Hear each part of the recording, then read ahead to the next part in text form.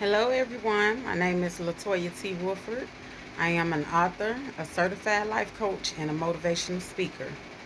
And I wanted to come on here and give you all this good word this evening.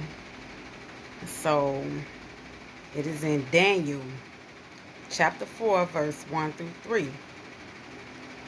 Well, at least that's where we're going to start off at.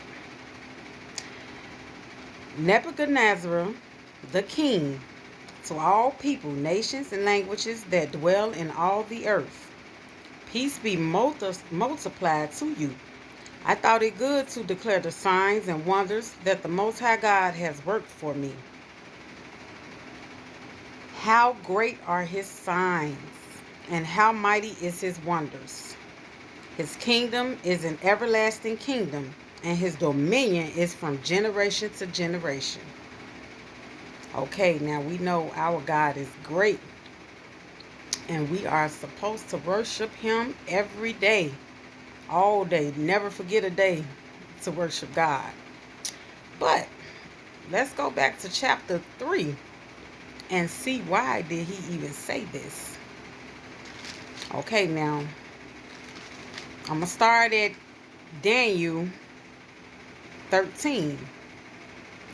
Then Nebuchadnezzar, in rage and fury, gave the command to bring Shadrach, Meshach, and Abednego. So they brought these men before the king. Nebuchadnezzar spoke, saying to them, "Is it true, Shadrach, Meshach, and Abednego, that you do not serve my gods or worship the gold image which I have set up? Now, if you are ready, at the time you hear the sound of the horn, flute, harp, and symphony with all kinds of music, and you fall down and worship the image which I have made, good. But if you do not worship, you shall be cast immediately into the midst of a burning, fiery furnace. And who is the God who will deliver you from my hands?" Shadrach, Meshach, and Abednego answered and said to the king, "O Nebuchadnezzar, we have no need to answer you in this matter." Okay. So the king is mad because they won't worship the gold image. But they ain't going. They like, no, we only going to worship our God. Put us in the fire. Okay, they said this is verse 18. "But if not, let it be known to you, O king, that we do not serve your gods, nor will we worship the gold image which you have set up." Then Nebuchadnezzar was full of fury, and the expression on his face changed toward Shadrach, Meshach, and Abednego. He spoke and commanded that they heat the furnace 7 times more than it was usually heated. Continue to read.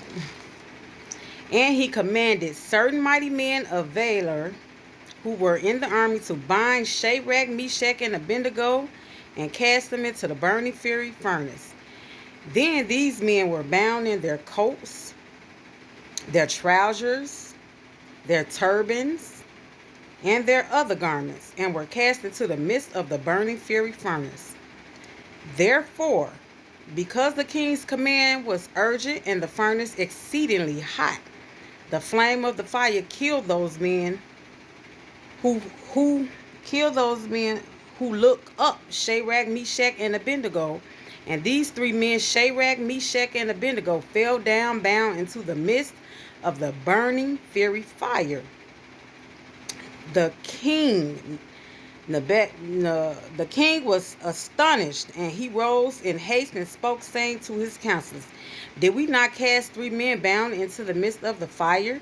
They answered and said to the king, "True, O king." "Look," he answered, "I see